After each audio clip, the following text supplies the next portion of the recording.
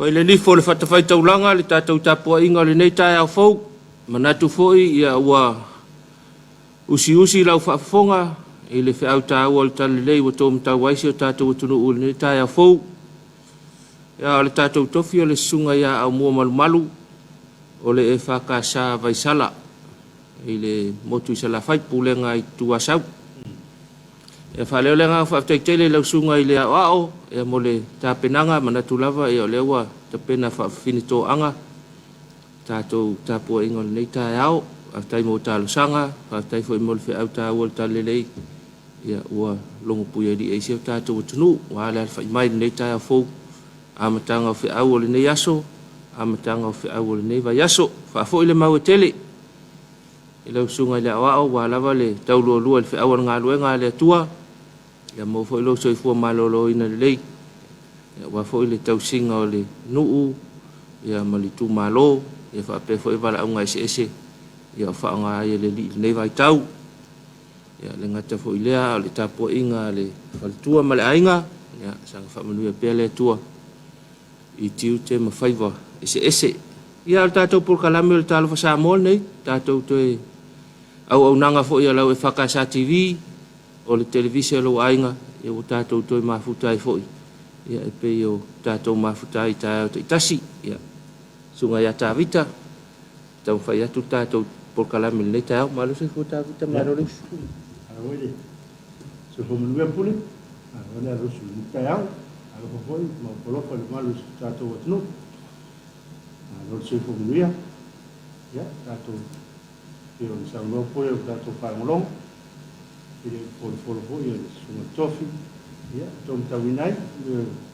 tu lalo e nana para na tu lalo ia manatua tu lalo ia fa malasi na popo ia sunga tofi ia tu lalo ia se usu vai taiau mai anga ia o ma nga ia tu lalo da de tu lalo mai ia mai o matua ia lo to lo na tengo mai de tu ara tu o iso ta to ni de te me do tu ara ole fata o ia tavita ele se me foul mele tu ala lo ele foul le tato wanga no umal fa Samoa tu ala me siala e fesanga inga foi le kula fale ilung o tangata le tu la fale o tangata tu alalo na ele foula le tu alalo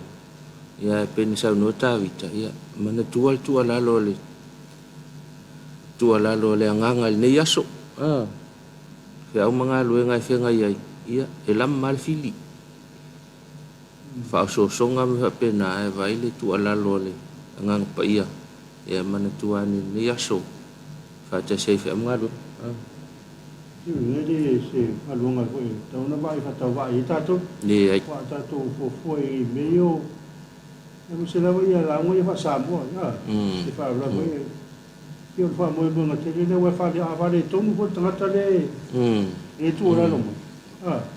i ave mo fa mo o tanga ni tu la wa se foi me mai la lo i ia o dia habitat la festa to malo longa ya toi foi mai ia na fa wa ulo tatu por kalam Talofa Samoa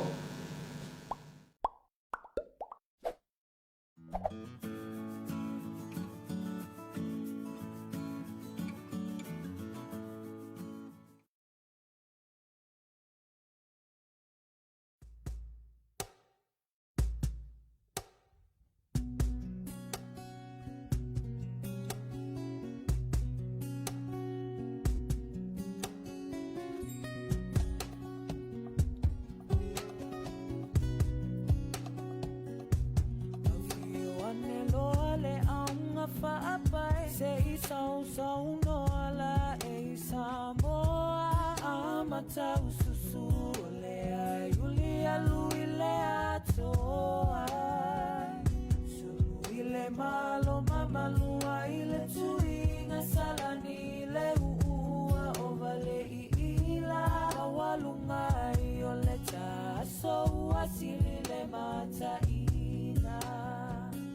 Fai mamalu le fai va Silile sila sila Taura wanga ba Isio sasa Ele mamaluna eola Esilia tulava iona po Neila Samoa mamalu Waila valo sau sau noa Yolo andele fua malepa o fai fai mali o lepa ti malepo sei fa solo fei wasao gia malene aso so ala tele la vale fata fiti au alunga le sona ta fiti fiti e ute o fia fia ngafa asamo moni lava uasi Fai mamalu le fai Silile sila sila Taula wanga ba Isio sasa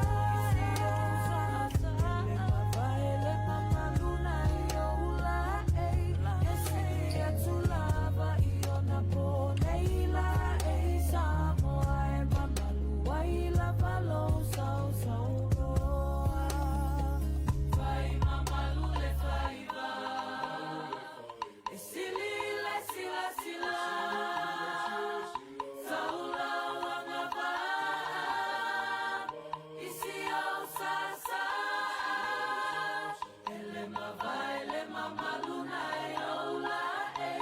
Esia tulava iona po Neila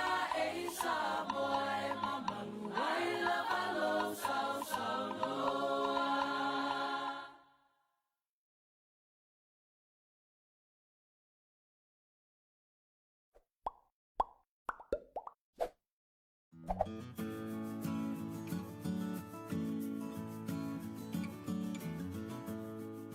Ya toi tali mal tatou Talofa Samoa nei tai au. Ya sina fafia ngai fa no malu foi la foi mai. Ya tau fa le nei vai ngal tatou por kala min nei tai au. Fa malo le folau si tatou tulu. Fa malo tau pati, fa malo tau wasa, malo malanga. Au dia mai foi nei asolua. E te wanga ya o la solua nei. Fe ngai foi mal fa na tuina la sa ta mai la sa utea. Ya manatua mo sa singa malosi malo longa le vai fai ungol vai aso umi ya mai fa mga luenga ya le ngata ho ile ya iwa tele na lo fatama la to aso sa fenga yai fa pe fo ile aso malo lo nafi tele na ya inga sa fai nai fa tasinga na vai fa pena ya fa Talofa tu tato Talofa Samoa la fa mai fa Talofa i langolanga o tu tato por kalame tato fa do lo ang ko Johnny Talusia nga ko kumo fa kaula skuli me la ko Johnny o na langolango mai pe tato por kalame le ngata ileo le tanga luenga soi fo maloloina le vai tau ya o lo fa alawi lo le fa ta o le fa susuina o pepe ta o so aso so tina wal soi fo maloloina na fa na pepe ya fafta ya imtanga luenga mal tato company la ko Johnny ya mo le langolango mai pel tato por kalame ya fa Talofa toi fo ile ala ni ta ya o a mata fa mga luenga ya vale no fio sa pio na ye nei ainga isa fa tsis mata wainga I wailele fa mo sa vadinga tayao ya me foi dia fa sumpa ya me va pena ya I so to le mo ti I fai asi mau le men savari si mo to wai ya na sa furi ti to I kava ato ai mo dia au ato to le ko no mana I savari le tayao na I ma e savari nga I te le va ma e se foi no ia e ma du ia pio na I me na sa fai ni so ainga dia so na pisa vera so ma ro me ma so fai se na tu fa singa foi le ia ma na ia la vale io te le no pe le aso tama fa se ta to mo va nga le tuila ma I on na fila pe ola fa illa tu so tama wa tu no le o sa le mo ne usila e tu fa tsi la to so tama le so sa le fam na tu fo la sa tala le ia na ia a fa mana tu fo la yo e fete na ipo vel me tau no fa ave ye fa mo ia ona la nga e luo lo tu i usila pe e fai allo to le kare si el tao ia fa to a fai le lo to a fai le na pele a vil tao e fa ma fai le sa tama ia e tu de fio fai to la tau le tala le ia e fa taro fa tu foi le o finga venga tofia le tua i so se fa fai tau langa i tai e kare si tas a lo fai sunga to ina mo la to fa tua ia fa pele o finga venga fai fau nei ma tua pensione ma lo man malo ia fa taro fa tu ta proclame ni tao ma lo se fo mnia aftai foi la tu talo ma lo tu ta poinga ia le foi so so mun ia ia nga ruenga matute e fe nga e mo so ta to tu ile aso mo le aso Talofa i le malo le alfa i mai le taiao lo fiunga i le malo malo faltua o le suyao malo faltua o le fono usu ala tunu fono a ofa i tu la fono al malo Samoa fa Talofa atu lo fiunga fong fitalai mal sui fong fitalai o le tumatai palmia mal sui palmia ma le minstal kapeneta minstal ngolango ia fa pea le a fiunga i sui faipule o le i tuangai fa Talofa atu le tai mal sui tai ia mal tuangai ia o le fono fai tu la fono le o le tatu malo Samoa malo le alfa i nei taiao malo foi mo tiu te fa awau ono o le lumana i manuia o si o tatu tunu ia fa Talofa i fa ululunga mtanga luenga ia mai lava i le mtanga luenga le fa masinonga fa Talofa atu to fionga le fa msion sili ma no foa fa msino ia fa Talofa atu malo lava le tawata malo le unsai ia le ngata i le a o mtanga luenga uma le malo ofisili ma pulenga ia se io o lava i lau whainga luenga le o te pena e usu mai ia wafo ia ngā luenga le ne yaso fa Talofa i company tu maoti ma pisinisi ia se fa sopo al ma fa Talofa le ia te oele fai lo fale o loi no itua ia po le sala fai fai lo marketi tafaala ia pe te sau fo ia mai lo marketi i pianei ia po sale longa le ngata marketi fo ile le fa tawai fo fa toanga fo fa ele leanga ia fa pe fo marketi le fa ka wei seu i vali simiti afu ia o si o fulimu na me fa pena o me umana le tau tu al tatu tunu na tatu tangata ia fa Talofa atu tatu Talofa Samoa ia maro lava le tau tu ai no si tatu tunu ia i vai nga ese pe ngo ka umfa ia ko lo ia umana lava ni vai tau i nei fa ro lai tina le la tu che a pala inga ia le ko fe taia i le nga i me nga ia ai foi lava nei fa ro nai chef e o resto mi ko vele lava ko fe fa ma fa nei vo ia tino ai ia nga i me nga ia fa Talofa i nei mtanga lunga ia lo la to fa tinuina lo su fai tu lai ia so uma ki tu aso le vai aso pe mtanga lunga so fo ma loina mtanga lunga leo tanga luenga fui mu ia al mtanga luenga le vai ma mtanga luenga le tise e o la to fai era tau tua ina so tato atunu luas fumar fai tu la Talofa tu tato proclame ni tau e foi wanga i mai le wanga i mai ngalunga ia mai foi la nga ia tu yo la tu wainga wai pe wanga nga matu o wanga le fa tino ina ngalunga lusu fai tu la ia e o mai se o twis fa Talofa i nei matua ia lawa fa pe ia nei fa na ula wala usu mato i tua Davita ke minge wole vanga la sau duma fa pas ia ke le aso la mulmuli ma mastoina masilo mutua ko ai se longa ke o so lunga al pasi ia ko se vali la ia ngai il fali ia na ke o so lunga al pasi ia kai kulora ia le o le lau ulu ia po ia me ia ilu mafali ele to ina malo mutua atonu o su mai malo a fa pe ho ina se lu le ulu ngala mo le akola sau Talofa atu tatou Talofa Samoa e tautou ia ma leu su ni tai au tautou na leu su mai le aonga de manga ia me le o lo ku malum ko mal ko inga i o fa kali pas e o mai bi nei e ser me ke alu ye ser me eu pe o to man to le me la to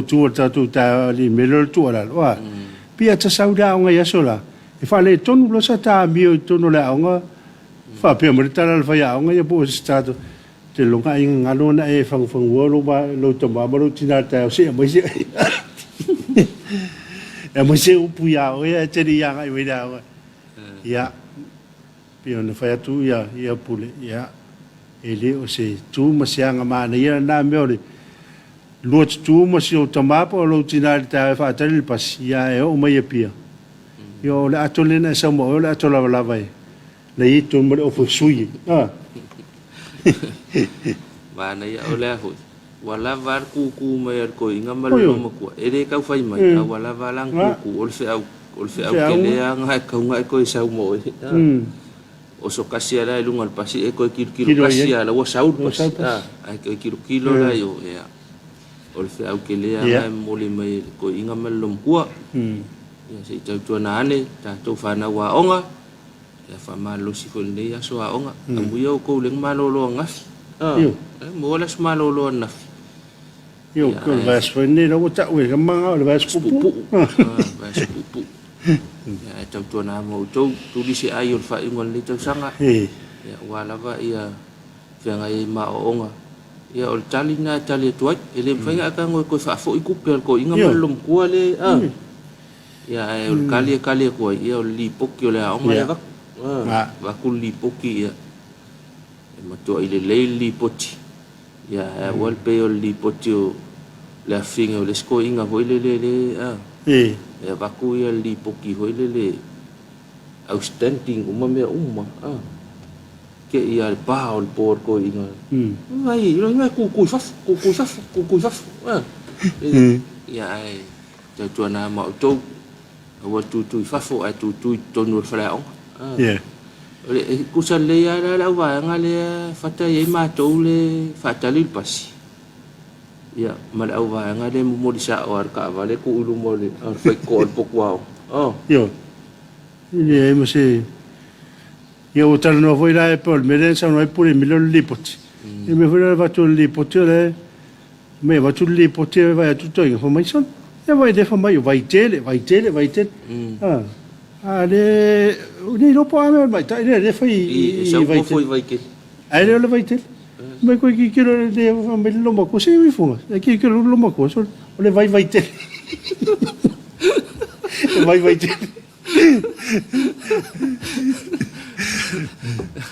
le pe va ko ile ko inga me ko e pelo ke la ele vai te le vai le Ele vai le go foi. Ya, o tonga nai o te to fa nau. To fa nau ya. Ia mana tua la vale. Tau tinga nei o tatou matua. Io isi ta te vai ya mana ro foi. Ai vai nei ta mama nei le fai awala. Se mu kingi le la ka ba ku ia ka ma fo ya. Ila ko fa ngau po la ku fa nga ka unga le tinga ina nei tama ia po nei tina foi ia mo se foi vanga le fa fenga i mon mele le fa ta unga le fa la aina sa le ia mana era fa na tu le wa ia nga sa ia so ia ma ko unga so ma wa ku lo ka ikala ka ku le fa passive le ku se le lo le al fa ya unga le ka fa passive se nga le fa ia fa nga le fa nga ka ku pe ma kuat io talang ia polea pe fale ainga yo pe fainga luenga ile fai awala pe na sa nota vita pe anga e fa ma umanga matal popo nga luenga umanga le tau si mai ile fainga la onga ya manuia to ya onga le aso wo usu nai fa nau sau nei ia wa tau fo masavalinga nai fa nau anga i malu fo o le fifi ia maonga le malifa e foi ia nai tamaiti avele lana tau ile awala ia te langona e sa vali a tau yuta ia ma lo le usu afta vale tau tona ane ia nai fanau nei le te ua afia lau ta vale le taiao a sisilane te fala ia o fea la fo ima sa valia te fala le malo le tunu ia le ngata ia ila tau usu fa inga luenga i fa pe hoi le au fa malo stino le taiao ai tau tona ane afta vale fa le mulo ta vale timul po ia mana nafi ia te langona ma se la wal tele ia sa nga ima na filafiafi fe o lolo ale le angol au tele la yai tele le o mo foula wel au tele le vai ia se tau tuana ane tato saunga le mu tau ave mai lo ta vale lungo ile nei tai au nga mai fe au mga luenga yo la ngai foi men nei tai au le nga luenga i sa tim yo le ola ta vale so le mi se la i ta me yo ta vale lai ti o foi no tele ile passe se ma me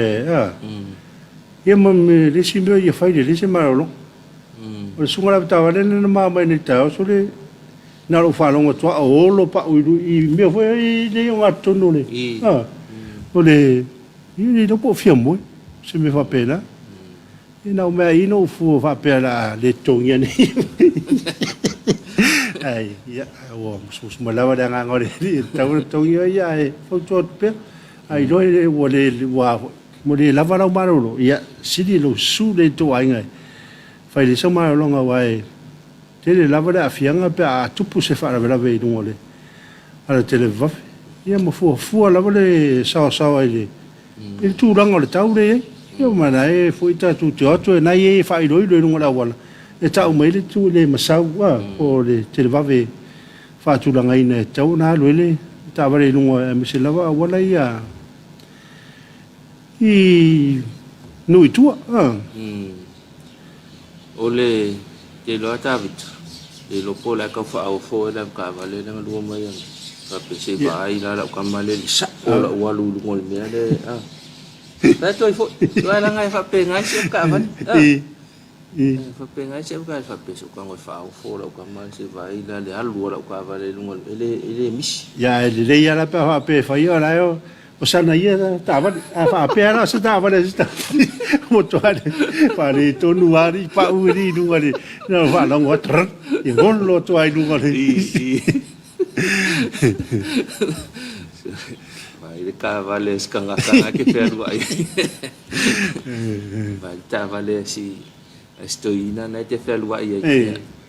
wale fa lo lungal na wale fale mul me la le am ko fa le pe o mo ta vale ya o le tau longa ta tu por kalame i tau to na ne lo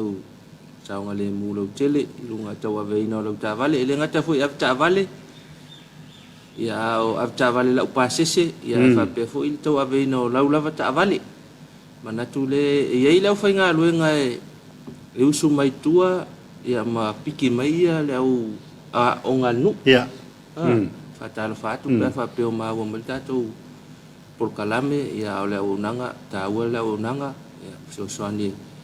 fa na ole nu male kalesia ya lai folele moli mai la on ya fa tau tau ave no ta vale ya tau na fa fuspa fa le fuspa ya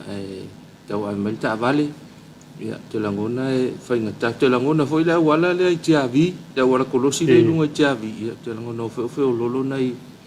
po fe la va le tu nu te langona fe lolo nai o mo le o tele le na ile tu ho ile fa ingol va yaso le nga luenga le fa i utuali e tau o le mo tuai ya wa makanga pe e ngalu ho ile mele pala mele le fa yo le awala ya wa makanga sowor kamanga pe ya la 5 ya kilomita saw makangi ngol va sa pe alu ngol kamanga ya se tau tu ana tato avta vale ya umangenga susu ai la ai pef ya se tau tu ana nei nai ainga nai fa sanga i malvanga ngol awal ya lu mal pefu ya inga ya fa tolo fa le mulo ta vale ia sosuani ani le nga tene ia inga na no foi va nga na ia fa pe foi nei ia wala nga lo suala wala u kaule foi se me sa va linga ka ia fa u tau tane in va nga na anga i mai foi le mafa ia ma le itula i sa fata i le fanga ma le sa ia o le motel i sa la fai va nga ese o tato awala fe malanga ia ia tu ala lo alta tu Talofa Samoa lo sa nga le mu fa mole tau longo lava tato pulang sa ele le fia le so o le asto nai ia le na ilta vale le na ve puipa ta vale na ve puipa sa onga voi le ai le yo o mai pak ule sa mai ana ya nga mai pia nei e foi sfala level na te langona le afia se si al ka vale ya wa tu langa voi le o le tilo tau ti nga mal me nga sa lu se leni ya o me mo tingo fo afa pe na wala ngal ta vale ya o lo toi fo i puel pas va nga fa pena ia te longa ya nga foi nei va nga na ma fo ne ma fu e lo sa nga le mu ale nga ngelo ka vale longa winga e ke ko ya le kuli e su ke ya le ku o pu el pas ia nga mai fo e fa nga lo nga ia fa pe le fo ta mai ti se me ia longa winga ko su ka vale ave to fo fa tau e fa pena ia te tu na asilia o le sa nga le mu lo so fu ma lo wola ia wai tau tala tu mai le fale nga ino le meto tino a fia lo so fo male ola manatu ya e fai tato ma fa senga ba ia o lunga le wala ia wala tu dia tele lo sa o iste ai si la fia la vol me tu por fa la ve ia non fai oi fa ma malo e fina ngalo e o tu dia wa ia wa paula le o le me mo wa ia wa la velta va ia tele la fai le alo na fai nai le ngata ile tele le tupe alu le fai ngolta vale ia mau tino fa tu mai lo ta vale sape mo na fai ele o tu sa mai le me sa sa ia la tele tu ni si fa fita uri i tu atu pa va ni me ale lo ai lo walo e tau tu ni lo sa o po le ai si le fia la mo be tu po fa la be ia tam fai la vo ia void mai le tu langan na Talo fatu la u ngalu fa vai taimi ia ma o mata to po kala milita au ia man tu pe auto ma lo la vanga lu ia to nu le sa ko so ma lo le sa tama ia ke ia ko si la so ma lo le ska ka wele e ma lo ni a fa ngalu nga auto ma lo ni a fa ngalu nga pe auto ma lo ngalu lu ia to nu fo isa ko nga solo ai le fale la fukupe lava yaso fa kan kale tu nai to ina nei la to me alo fa foi la sota ma lo anga lu lo fatu ya manu fa to fe awol nei yaso ia ora sa fo to ma we i wa fai fa ulanga tina ma uni e vai o lo le ia ula ula lo o le vo fa tu lo to lo te fa ia me ula lo le ai ka se le ula mo soi ngal pa wala ngal ula ngo ka ko ma ne era lo mo ngi foi le ma fai ni ula si na me ula lo ne na ma ye me ni ula tu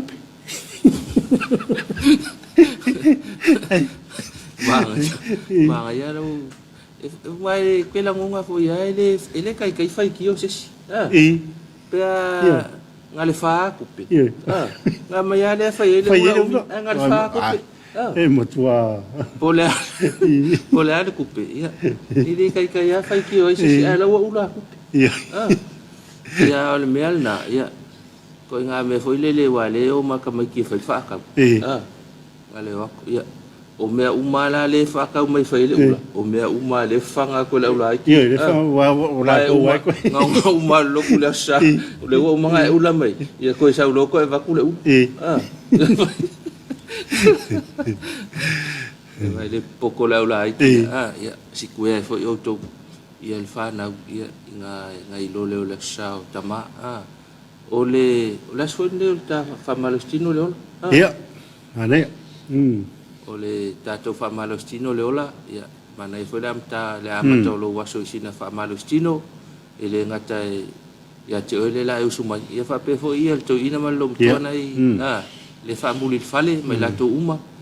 ia whaisina whaamalo stino, e le si vaenga ngai le wanga I usaungi o ngā lue, mātou le tau tua vai tua, e whape, si le ka ua kere ngā mea o le mākou le oi kua, mātou le oi kua. Ia ngai sao leia,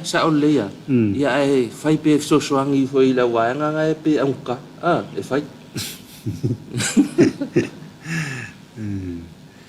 Ia e manei o nara, tuatu I le sunga ia, la whiongawea tola 4 hymns, ia, o le tātou whamalasino ni tāo. Ia manei fo ia matai fo ia whangai oi mai ia, o ao fo ia, na matai leo whia uma, tiu te fo ia, whangai ne asu ai, o whani ngano ne fo la whalfitu e, ata se mei, tātou sui o le, se? I tātou porkalmi masan, ia ala atu atu, e le whiongi atola fo, ia mos tātou whamalasino, ia tu e taliu mai, ia whawawina no tātou porkalmi no Talofa Samoa.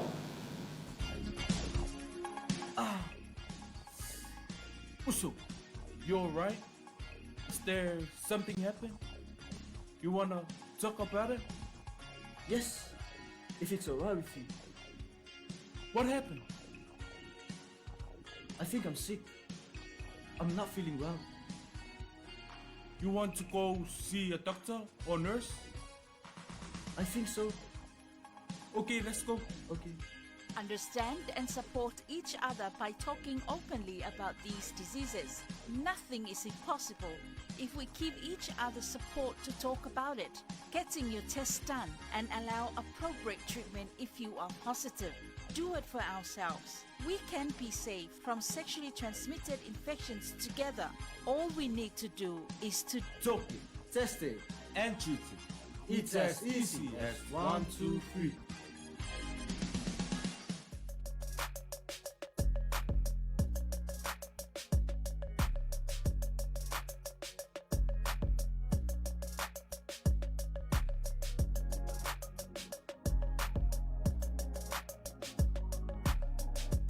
Exercise is life. Famarstino oleola. O leksele alela o upper body o lower body low upper body upper. Okay, you can see it. All different sit up, leg press, 10 reps, and then move around. Okay. 1, 2, 3, 4, 5, 6, 7, 8, 9, 10. Remember, this is the upper body. The last time we just finished the leg, but this is upper body. Move around. Here, legs extend. You can see this to build a muscle. The legs. That's good. Yeah, you can do that for the whatever part of your body you must do it. 10, fear. 6, 5 out. 8, Okay, yeah. 9, 10. Okay. Mother, move up here. You can see this is very important. This is for your legs. That's it, yeah. That's it. You can see 10. That's for your lats. This is for your legs extended. That's for your shoulder. This is all upper body. Upper body, your leg, the power, and this is your upper body. 10. Okay. Yeah, move around. This is for the stomach.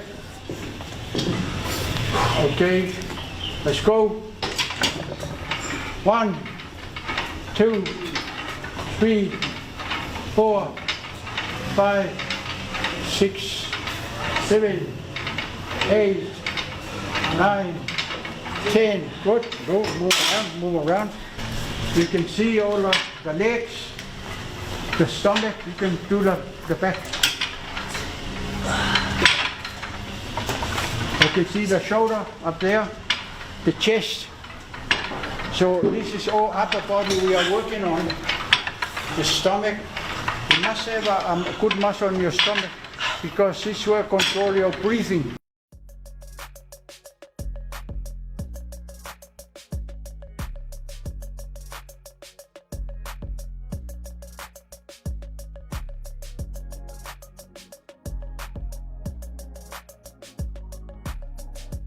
Exercise is life. Famarstino Oleola.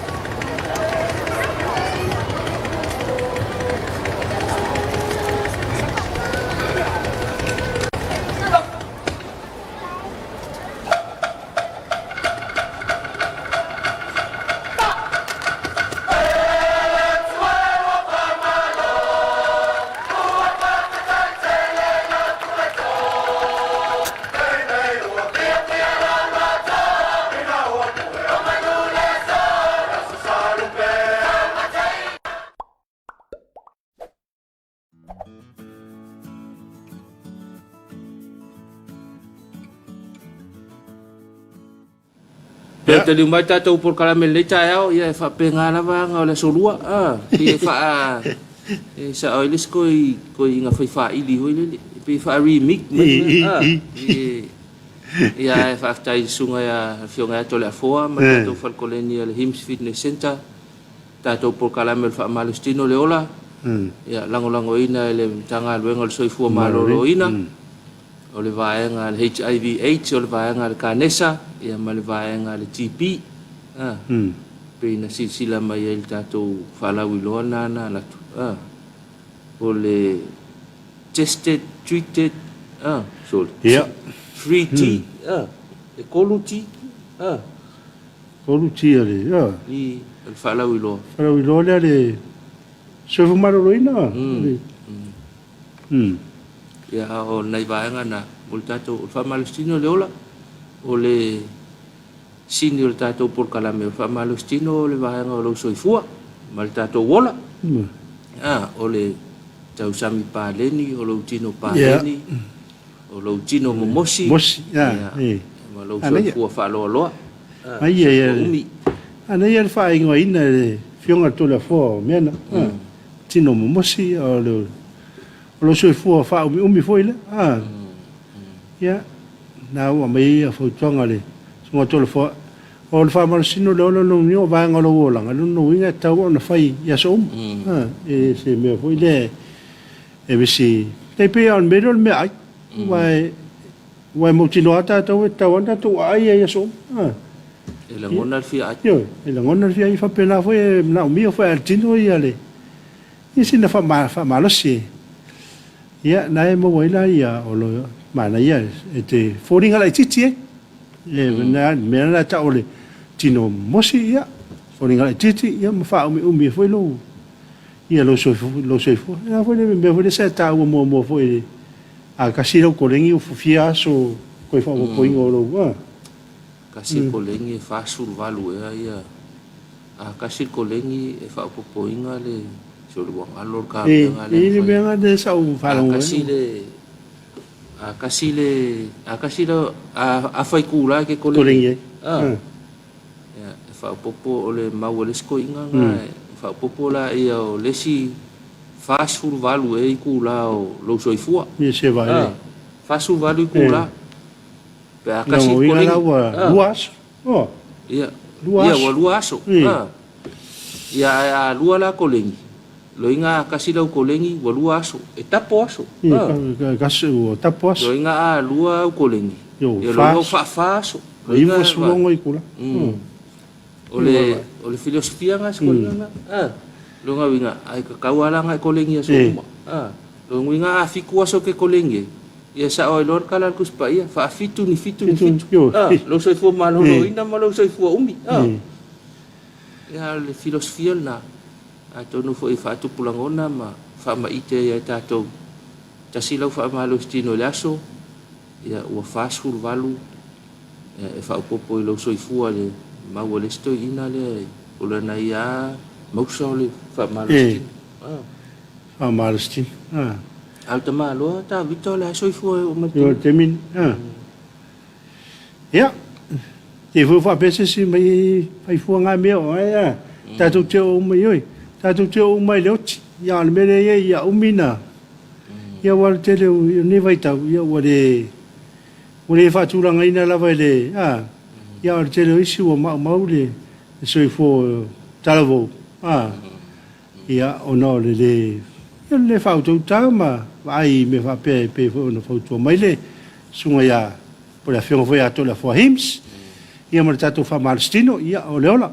te mana tu fa mo sa nga nei ia lo te le fa nga ai lunga le tatu pe ta fa langi nei tatu pa nga ma fa mai ia ai no tu fore lunga se i to lo natu ia lo fa nga nei tatu ainga fa mo le ia pe nana ia tu ia le fautuanga ia pe foi ona so mai ia e fionga ia to la fo ia malu ainga makelani so fo menu ia lo sunga e nei ta fo ia lange ma malu ainga alon ma fto mai KS Tom soifo manuia lua laulau fasalalau pule taja vane pa ia le tunu ia mai se lua pulo faltala lei malo le tau tu tiute tofiai male au nanga manuia por kalame mafuta tu Alaska ya tele malo Alaska avoi vai ngole malo tele America alo sio langi malo tuki malo se fo manuia lo sunga fa ngai le nei ta fo Talofa ya watu nei mali o so sa uni tu dia tu le va mo sa vai a ware nga duenga manuia le waso so sunga ya lo sio finga duenga sa vai ta lo sio fai le mu to na lo so le mu a tu lia le va manuia le malanga atu fai na tolo va fa Talofa atu lua sunga fa fenga nga malo so fo manuia tele ne ya so fa tai fai na famunianga ya lo fa fo fa manuia tu Talofa Samoa tai ni wa falo fa Talofa atu puspinu wa te al file tai malo so fo manuia ya malo so fo wala po ri trata le o niu o tom le toi mafuta mai o America o mai le so salo na lua uni le so sao tama so fa tai tom fa manatu mai i sara foi le mafuta mai alo fa tai no fo samu so fo manuel lo sa se luanga le i la singa le ne aso fa tai tele o miwa mosa fa Talofa atu lo sunga mal por kala le ta mu tele lo tiute lo fa atu mafuta atu i mangele ya Pilani ya lo foi fa miu mafta mai ia ole sunga bala fiong ya moles sang portel fa prese fa casa TV lua ma le lua sas e lua reven tawite reven pole on vela su fa tele molesi tai ta mama fa mai ya manuia foi fa mga lenga pelna te matayo ta manuia lu sas e lua le ta ya o le ya fa tai sa o le fa ma vanga sa fai blessing from Christ Church manuia tau tu ni tau alo fatu ya alo fat foi ma vanga tu loma komisi au mua ingo fie na pati mal tato por kalame le tau fa tai tu loma lo fatu tato por kalame pina te se foi ngai mo me fa mlianga tawa yane good morning Samoa Independence fa talo fat foi ya to rua ona mal por kalame matongo fie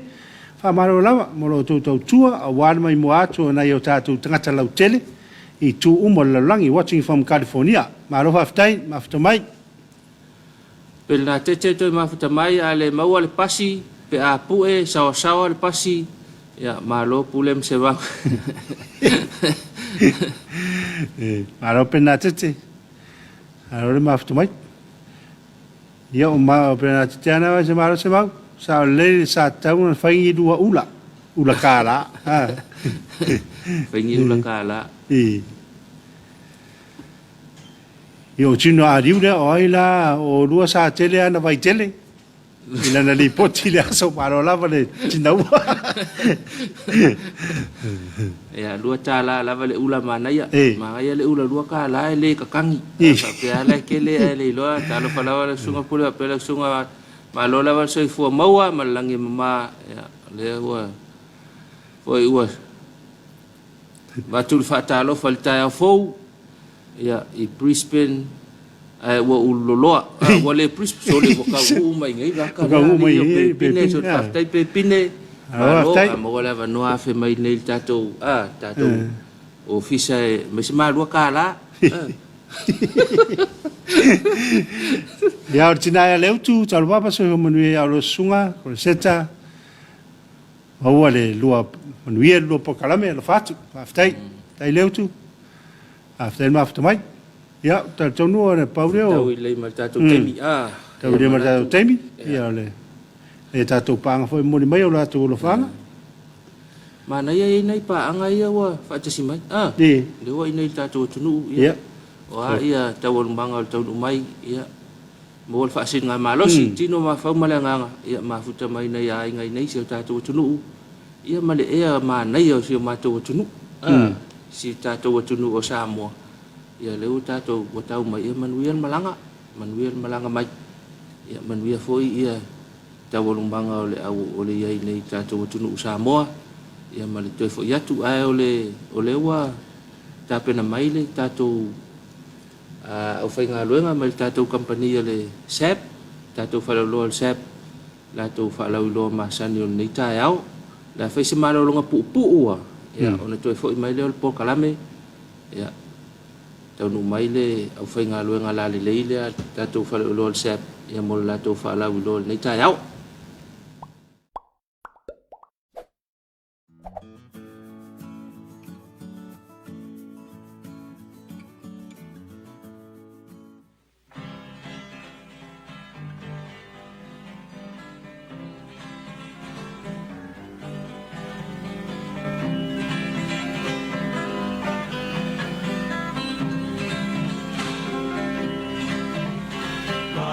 Tanga mo tu sia I hina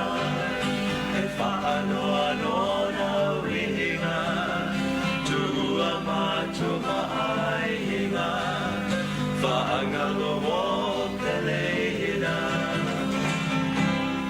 to whaina ia e te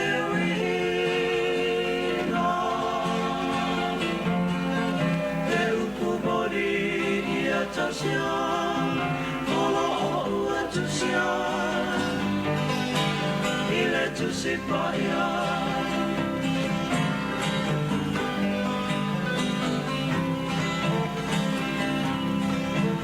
Ia teo mauri whautuanga Ia tumu I loanganga Pamea ia matapasa I roto mawhai tawasa Tō whai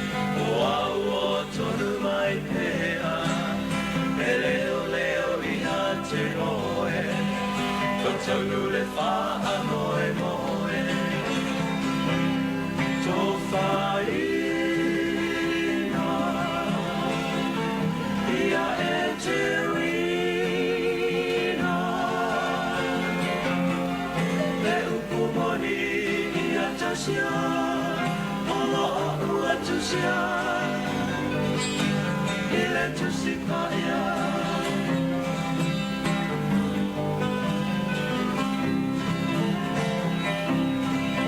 e te toi fo I mai se aso pe au tu sai lo ta fina na halo pe loa e ai fia fia ua tau male manuia to fai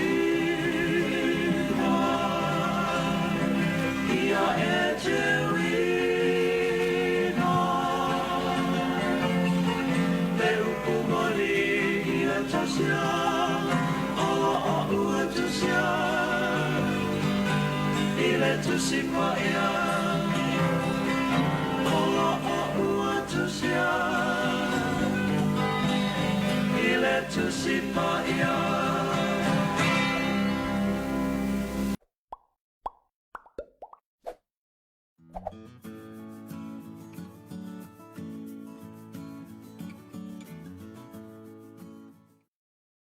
Tari mo le tātou program o Talofa Samoa, ia, le wau mafuta ma le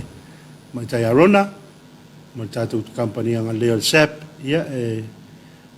wafo le tātou program le ni tai au, ma lona sui fo manuia, rona? Hello, sui fo lau sunga le awa o ia kursita ne tai au, lo tumal foe, ai le ngata i leo tātou au whingal wenga atu o alau sunga ne tai au, a walfa foe ina tātou program masa ni I aso tai au as tai tasi, le solua la ia ma la stofi I taimi al sap ma tato ala ata tu ina atu foi ia vaenga foi o tato au nanga I le ngata I leo whalau I loa tato company o whaalu ina I lea taimi ma lea taimi ia e whaamaloa toi foi il mamalu ole atu nu olo o maua me tato ala ata ne tai au ia whaatalo whatu ia maua ni mkorseta ne tai au ia te auto malava Whana o tāpena ala usu ia onga, ia e me se fu tangata whaingaluenga le iwa lima le fiafi. Ai le ngata I lea, I le whaingaluenga sunga I whawhenga inga o loo no futalo mo se tato tinuu, I o naiti nāmata māmatua, o pule nuu, ia o sui o malo, tato lava wala usu nei tai au, vi ia pia leanga le maleanga alofa le atua, I le utula fo ina, ia o to soi fomani ma ua ola nei, ia o le mata sang fia atu nei tai au ia awalo tua o mala sota ma te lo ino le sangata wa whaatunga tā nei tai au una fo I o nei tawhaonga le aso nafi ia mal tele fo ia o le metau sami ia na mau me le saa au tātou I nei Samoa ia e peo I setunu a lenga lu I le mo se leni ia o le awa tātou na ufo ia tau tu I maota malawa I le ngata I lea ia se matamatanga mai fo ingo tātou lai tu sa atu nei I tātou alata nei. Ia vaenga fo I wo oi ia le tautua tātou company ma tātou whaalau I lolo o whaaluina nei aso. Maron, ia, nā ua. A whangor tātou atunu. I le whaatalo fo ia tamai tai arona, ia. Tu sa foi mana tu mai mo fa fonga mai ni tao ia le uma e tu la sao tama na va tu foi ni fa la wilo ia e te mara tu le o ngata ia fa le te le fa la wilo e tu no tato fa le lo o sepia ala to tu le no i su e arona ia tu sa foi ni fa la wilo ia wa da nga inga du mal tato wa le me le nga ia tu le fon tele Sale Whaftai lava malama noa Gorseta ia e sa o lelo so nana e peon tu ina atu vai aso tuana I atu o le tato whaalau I lomala sa tama I le wha o maina vai aso le ai le I o atu le sa tama e tasir vai aso wha o popo e tu ina atu le company e wha umale e wha inga wha ataunga mo tama a wai e stangata na tu e puk me le va ai le vai aso tuana I atu ai le maua mai fu ia le la tau no isi ana po ia isi le mai ne va atai amal va afala uli ia e tau I tonu le ne vai aso fa popo tu ina atu a walpa o mo le tatu o sa tama a wai le sangata e pelo sono anga tatu tapen penanga tatu fontele le masina fo e va ver taimi ele toi umi fo ia o ia se te ma peto lua tolu vai aso ia fa o mai na fo ni masina ia o te fo tapen penanga mo tato fontele masina fo O le alahi ai lava tātou welcome to Samoa packages. E tua wha umaina le sasfulu se tema. O le tātou wha lawi loa le te wha atawina i olo ta i tolu, ta i lua i le tau olo e tasi. Wha te inga le tātou colleagues lua sfulu lita i amal tātou toaster male tipo tiwila. Nai wha pa uina lua se lau iwa smale iwa tā la malon tau tu wha atasi. E wha se lau ma lima tā la tu sa e afoi. E tātou packages tu wha atasi umane, e umai fwoi te sefe, te se lauta langa i uma. E lei lava se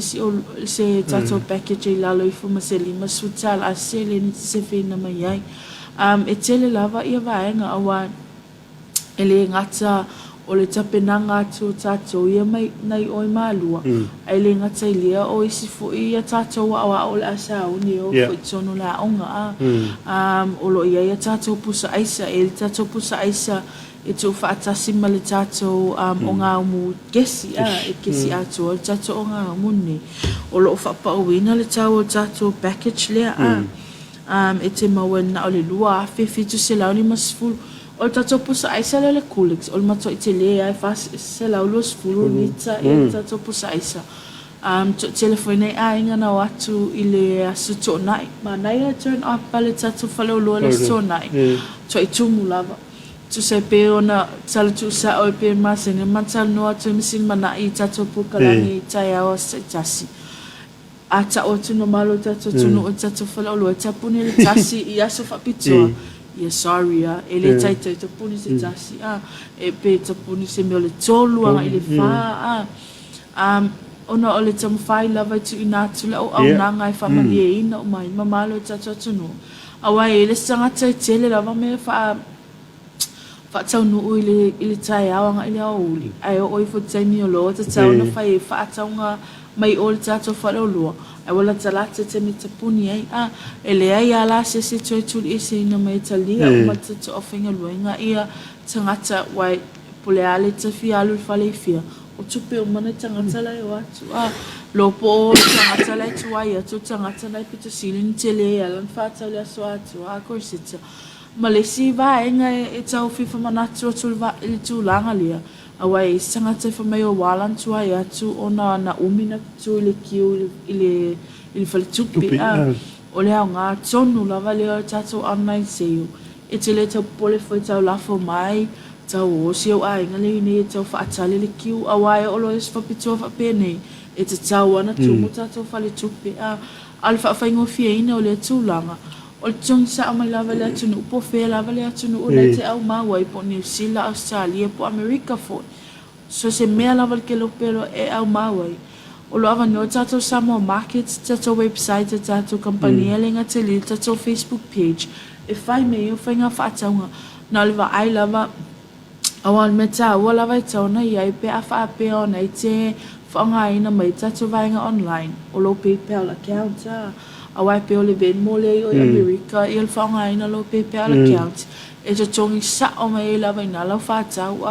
o te inga awhi mon tupul whaatau ia transfer sa o mai lava le PayPal account awai watu tato accounts number I le temi le whaatau no ui nai ma pe whaatau tanu ai fo I lo whainga whaatau mai online e whaafai fie mai ei na tau nuu mai lava se leni pe confirm and tato vaengal account o lo I te tono tato account al company lo se leni ia tu ina tu lo pe kiliva tu lo lo pola se vaenga o na agree tato nei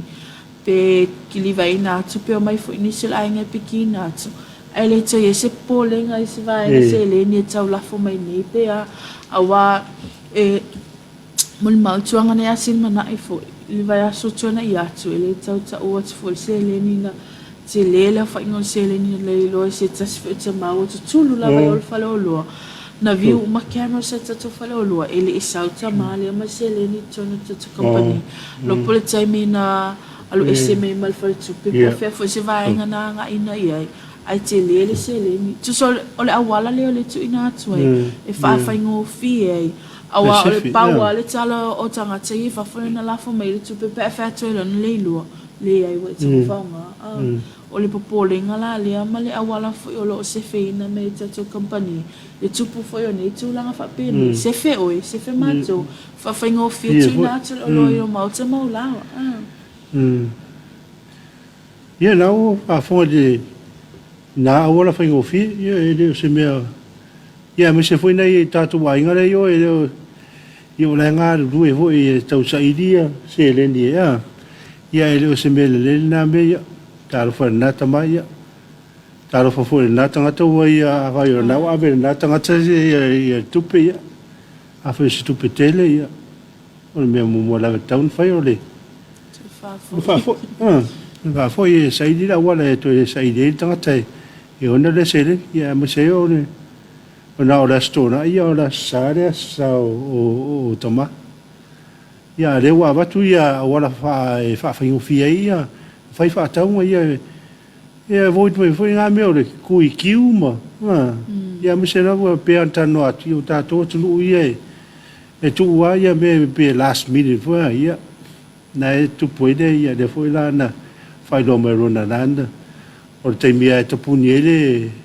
le sepo de tas ia ia stona ia na ia ora o nanga na le tato company ia nem fai lava na tu o no pe tu fos tanga ta ia ai fa mari ina ia lona lo topo lon finanga fo ile au nanga le sep I sa le corsita ele ngata tato vai nga mani ole tato la fo isa vai ni te fa pe ni sino tato mega store e mawai tato pa uolo tu inhat ai te silsila mai pe lunga tato ala ata ole maua o matua e tato whaalawi loa fo i po tato TV ads e whatatau i tato whaalawi loa o whaaluina te minei le ngatal whaawawina o tato a Satamale tato whaalawi loa mo le Father's Day ai ole tato welcome to Samoa package le to whaamaina le susfulu September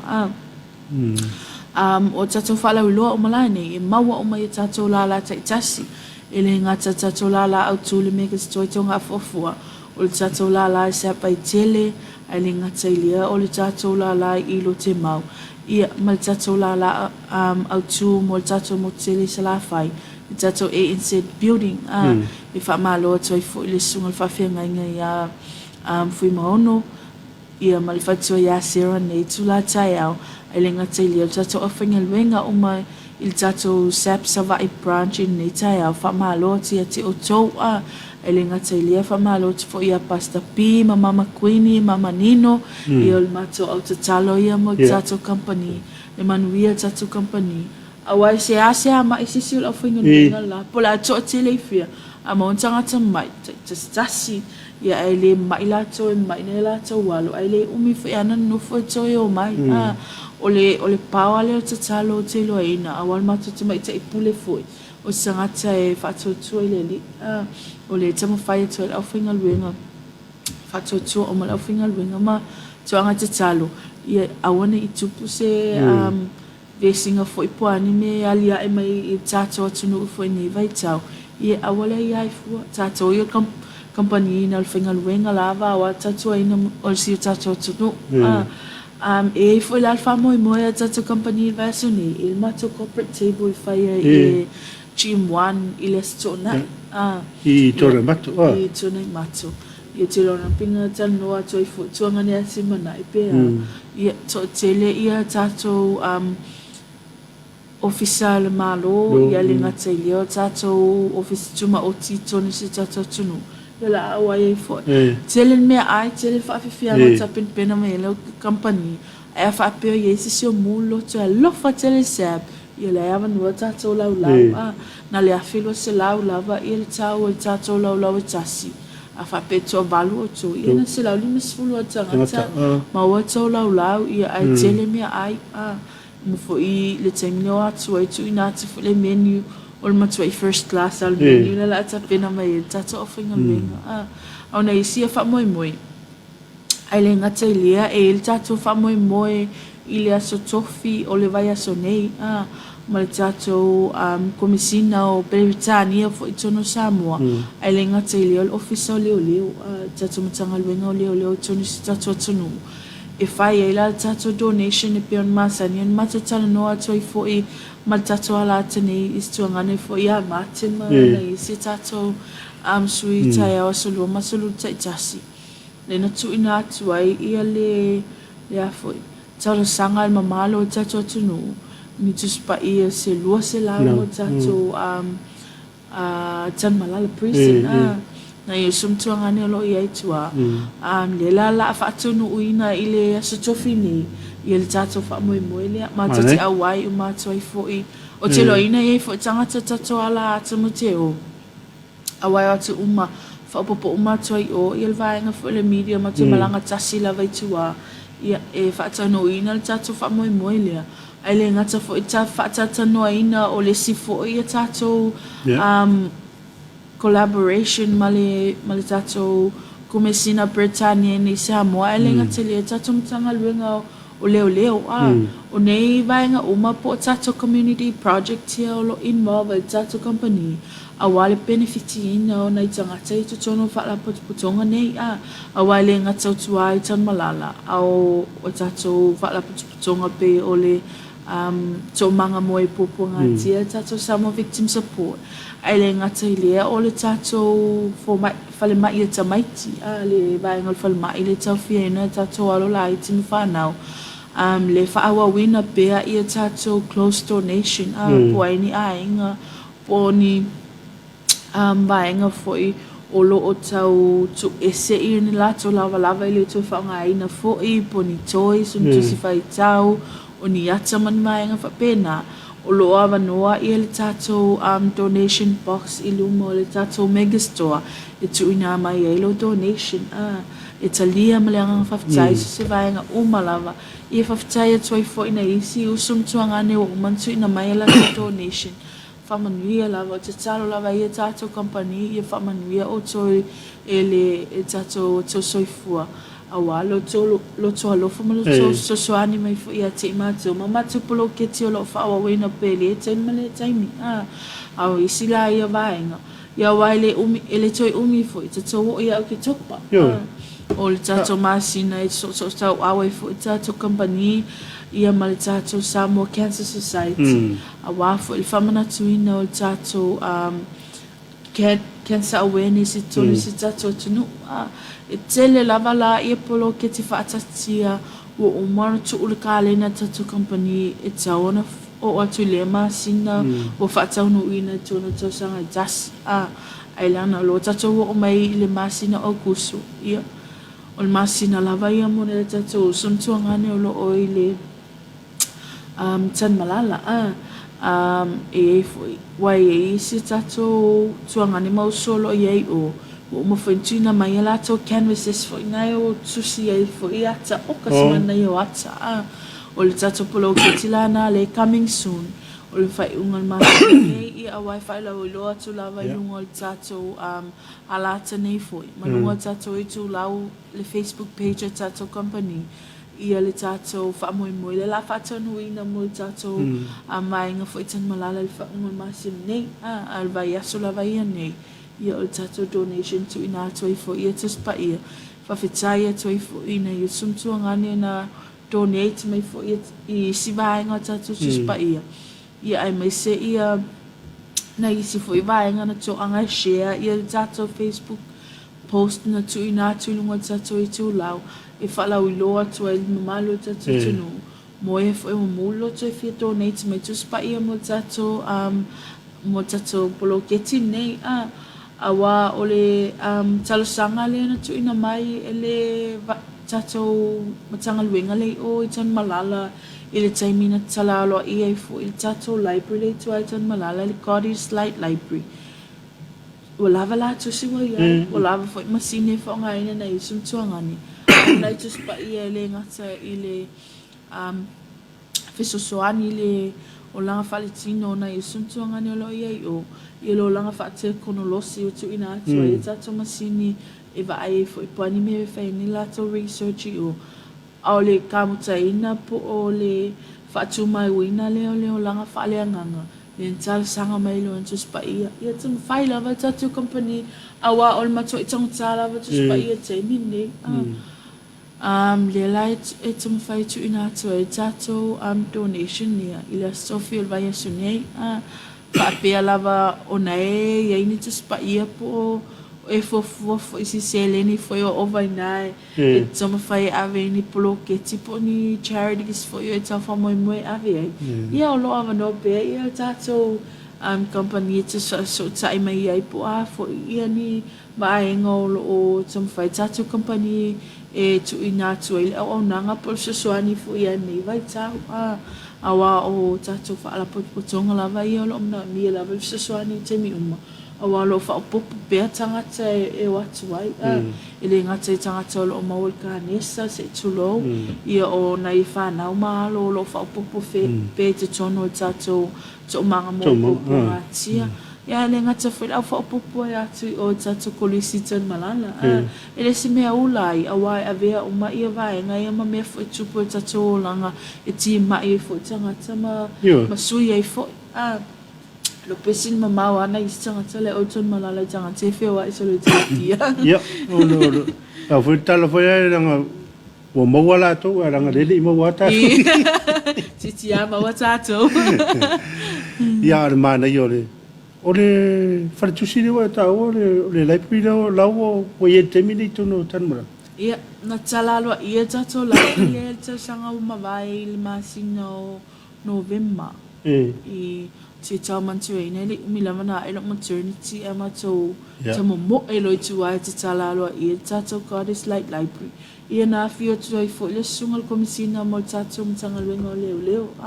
ale la talia le tali mel email le so ia pesu atu komisina pesu atu fo le sui komisina ale a fainga le tu langa paula velvainga ia o le tato donation o ale ngata ile acknowledge tu ai fo le tato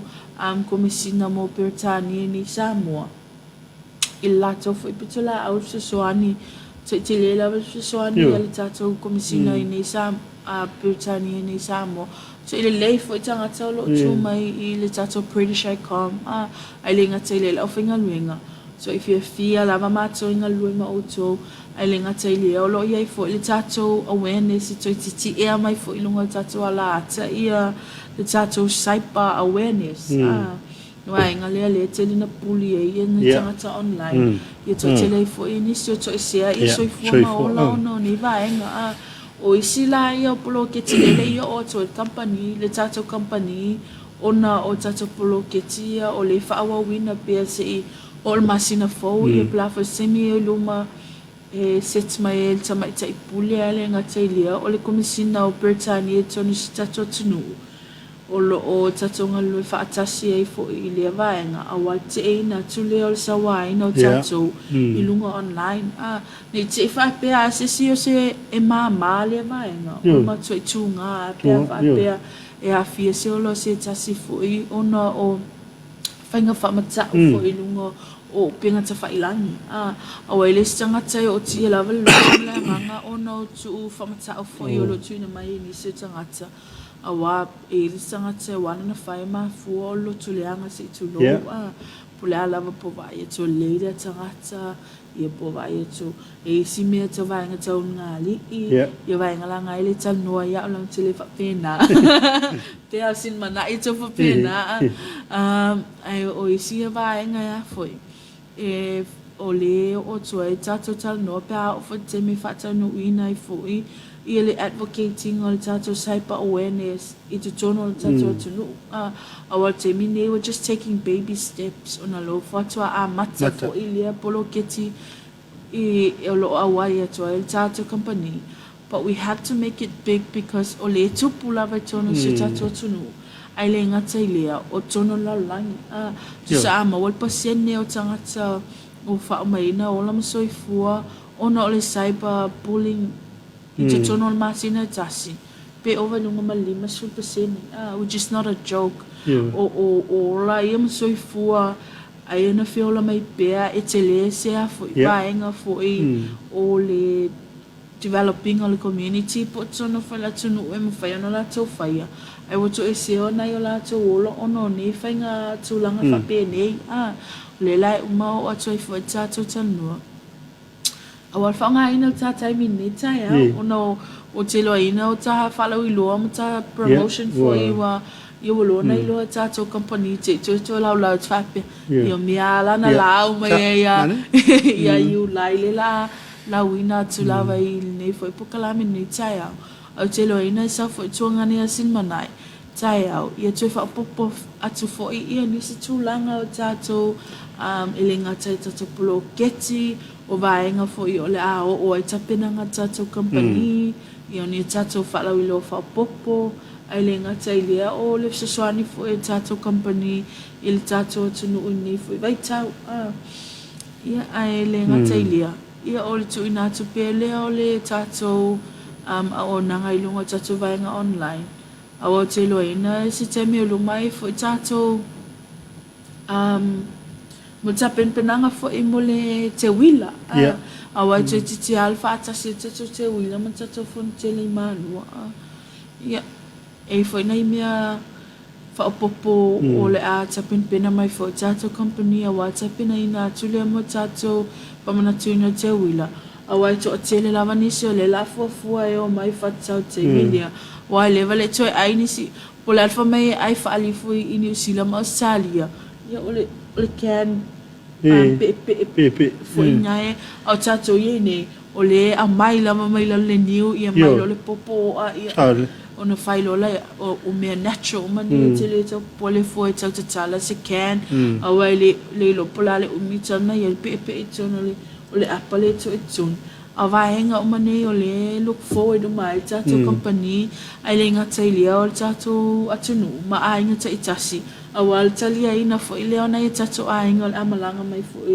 i le tato te wila mai se ile tato fontele Ia, tam na tu na wa. Te lawa ina. O mai ya. Fa la wilo fo I po ni so vaanga. Ia na su me le su ya ro ni ta ya. Me ta wala vai.